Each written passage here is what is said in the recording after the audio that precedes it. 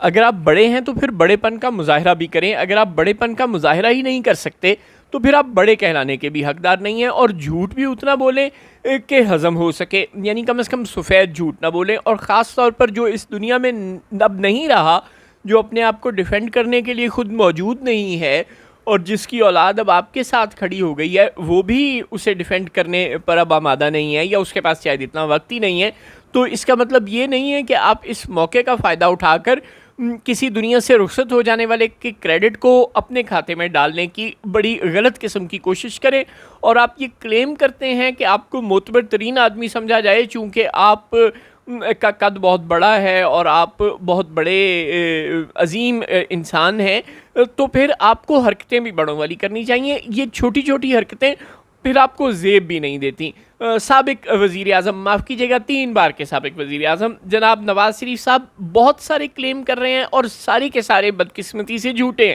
ہمیں بالکل اچھا نہیں لگ رہا کہ ہم 3 بار کے وزیر اعظم کو اس طرح کھلے عام جھوٹا کہیں, لیکن وہ کام ہی ایسے کر رہے ہیں. وہ فرما رہے ہیں کہ مسلم لیگ نون نے پاکستان کو اتنا کچھ دیا کہ خدا معاف کرے. سنتے جائیں. اور مثلا وہ کہتے ہیں کہ میزائل ٹیکنالوجی مسلم لیگ نون نے پاکستان کو دی. اچھا, اب پورے پاکستان کو اس کے بچے کو پتا ہے کہ شہید محترمہ بے نظیر بھٹو نے 1988 میں پاکستان کا وزیر اعظم بنتے ہی جو پہلا دورہ کیا تھا, یعنی کہ بنتے ہی حلف اٹھانے کے غالباً اگلے دن ہی کوئی 1-2 دن میں انہوں نے دورہ کیا تھا کوریا کا, اور وہاں جا کر انہوں نے میزائل ٹیکنالوجی لی تھی ساؤتھ کوریا سے. اور وہ میزائل ٹیکنالوجی ہی بڑھتے بڑھتے بڑھتے آج پاکستان کو اس مقام تک لے آئی.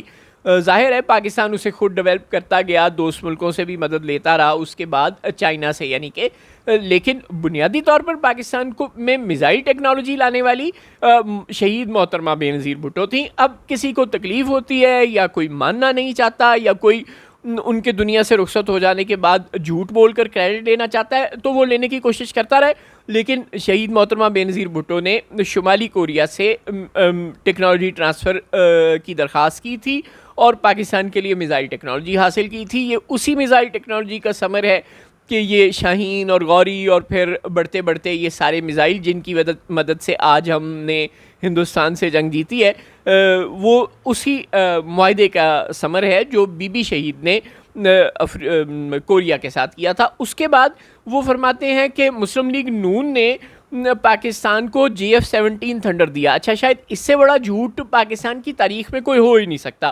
محترمہ بے نظیر بھٹو شہید نے 1988 میں وزیر اعظم پاکستان بننے کے بعد امریکہ سے معاہدہ کیا اور اس کو کروڑوں ڈالر کی پیمنٹ بھی کی 28 کے 36 F-16 لینے کے لیے. اور اس کے بعد امریکہ نے کچھ F-16 پاکستان کو دے دیے اور پھر وہ مکر گیا.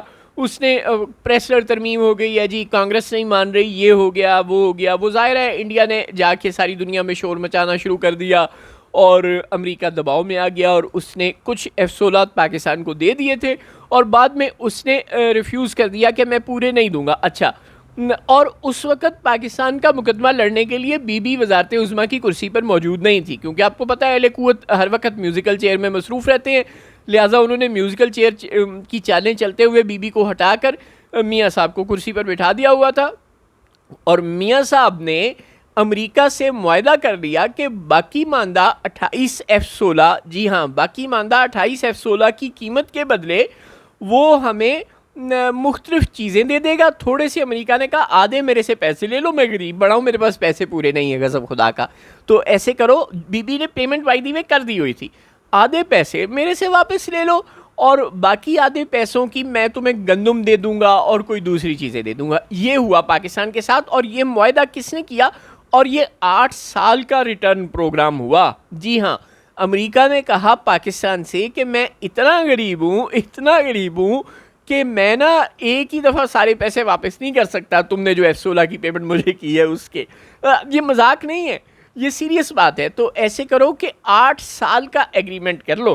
8 سال کا ایگریمنٹ کس نے کیا؟ میاں محمد نواز شریف, اس وقت کے وزیر اعظم پاکستان نے 8 سال کا پروگرام طے کیا امریکہ کے ساتھ کہ 8 سال میں امریکہ آدھی ہمیں پیمنٹ واپس کر دے گا اور باقی آدھی پیمنٹ کے بدلے وہ ہمیں کوئی گندم شندم اور دوسری چیزیں فروخت کر دے گا. یہ ہوا.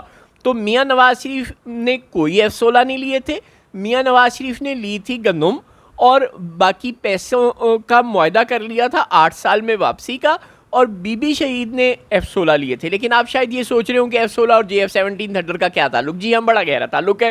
وہ F-16 ہی تھے جن کی ٹیکنالوجی کی مدد سے پاکستان اور چین نے مل کے JF-17 تھنڈر بنائے. اس زمانے میں یہ راز ہوا کرتا تھا, لیکن ظاہر ہے اب یہ کوئی راز شاز نہیں ہے, اب ساری دنیا کو اس بات کا پتہ ہے. وہی امریکی ٹیکنالوجی تھی. چین نے کیوں پاکستان کو اس میں پارٹنر بنایا؟ چین نے پاکستان کو اسی لیے پارٹنر بنایا تھا اس پروجیکٹ میں کہ ہم نے چین کو ٹیکنالوجی دی تھی. جی ہاں, ہم نے امریکہ سے F-16 طیارے خریدے, اور پھر ہم نے چین کو اور پاکستان PF کے انجینئرز نے مل کے ان طیاروں کا پوسٹ مارٹم کیا اور ان کی کاپی ڈیزائن کی. کاپی کہہ لیں, اور ظاہر ہے اس میں ماڈیفیکیشنز ہر بندہ کرتا ہے, اس میں کچھ ماڈیفیکیشنز کی, امینڈمنٹ کی, اور ہم دونوں ملکوں نے اپنا ایک JF-17 تھنڈر کے نام سے ایک ماڈل لانچ کر دیا. اب ہمارے پاس اتنے پیسے نہیں تھے, کارخانہ بھی ہم نے نہیں لگایا تھا, لیکن وہ سارا پیسہ, ساری انویسٹمنٹ, سب کچھ چائنا کی تھی. ہم نے اللہ کے فضل سے خالی آتی تھی, ایک پھوٹی کوڑی نہیں لگائی. لیکن چونکہ ٹیکنالوجی ہماری تھی, یعنی کہ ہم نے چین کو لے کر دی تھی, تو اس کے بدلے میں چین نے ہمیں پارٹنرشپ دے دی. اب پتہ نہیں وہ 50-50 کی پارٹنرشپ تھی یا جتنے کی بھی پارٹنرشپ تھی, لیکن 12 اس پارٹنرشپ کے عوض پھر پاکستان کو JF-17 تھنڈر ملے. تو یوں یہ 100% نہیں بلکہ 200% شہید محترمہ بینظیر بھٹو کا کریڈٹ ہے.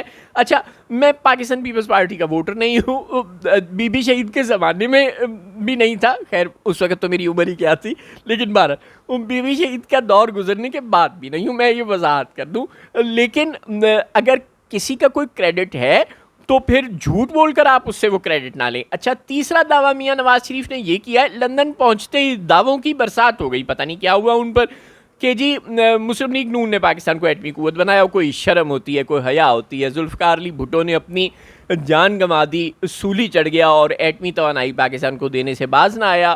ذوالفقار علی بھٹو نے پاکستان کو ایٹمی توانائی دی. ذوالفقار علی بھٹو نے پاکستان میں پروجیکٹ شروع کروایا. ضیاء الحق نے اس بھٹو کا شدید دشمن بلکہ جانی دشمن ہونے کے باوجود اس پروجیکٹ کو پایہ تکمیل تک پہنچایا. اور تیسرا تو کوئی بندہ ہی نہیں ہے ان دونوں کے درمیان میں یار. ایک بندہ ہے جس کا نام ڈاکٹر عبدالقدیر خان ہے, بلا شبہ وہ سب سے پہلے اور سب سے اوپر ہے, اس میں کوئی شک نہیں. لیکن اگر اس کو کسی نے یہاں پہ کام کرنے پر اس سے درخواست کی تو وہ ذوالفقار علی بھٹو تھا, اور اگر کسی نے اس کو کام پورا کرنے کی اجازت دی تو وہ عزت مآب امیر المومنین جناب ضیاء الحق صاحب تھے. بڑی مہربانی ان کی. بھٹو کی جان تو وہ لے گئے, لیکن انہوں نے ڈاکٹر ایکیو خان کو ہی کام کرنے دے دیا. بڑا احسان تھا ظاہر ہے ان کا. خیر, تو ان دونوں کے 3 بندوں کے علاوہ چوتھا کوئی بندہ نہیں تھا جو یہ کریڈٹ کلیم کر سکے. میاں نواز شریف نے صرف یہ کہا تھا کہ اجازت دے دی تھی جب انڈیا نے دھماکے کر دیے, اور Pakistan had no option of course. اس کے بعد پاکستان کے لیے وہ وار آف سروائیول تھی, ہم وہ نہ کرتے تو ظاہر ہے مارے جاتے. چنانچہ میاں نواز شریف نے بطور وزیر اعظم 1998 میں صرف اجازت دی تھی کہ اچھا اب آپ انڈیا کو جواب دے دو. اور اس بات کو وہ کلیم یہ کر رہے ہیں کہ PMLN کو کریڈٹ جاتا ہے کہ اس نے پاکستان کو نیوکلیر پاور بنایا. او خدا کا خوف کریں.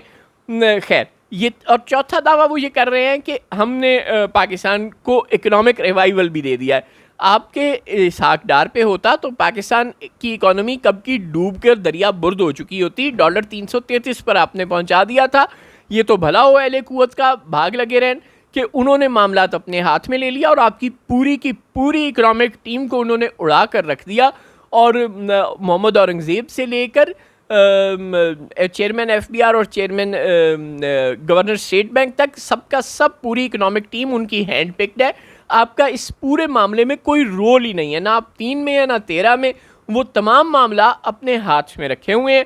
تو نہ اکنامک ریوائیول میں آپ کا کردار ہے, نہ نیوکلیر پاور میں آپ کا کردار ہے, نہ میزائل ٹیکنالوجی میں آپ کا کردار ہے, نہ JF-17 تھنڈر اور F-16 میں آپ کا کردار ہے.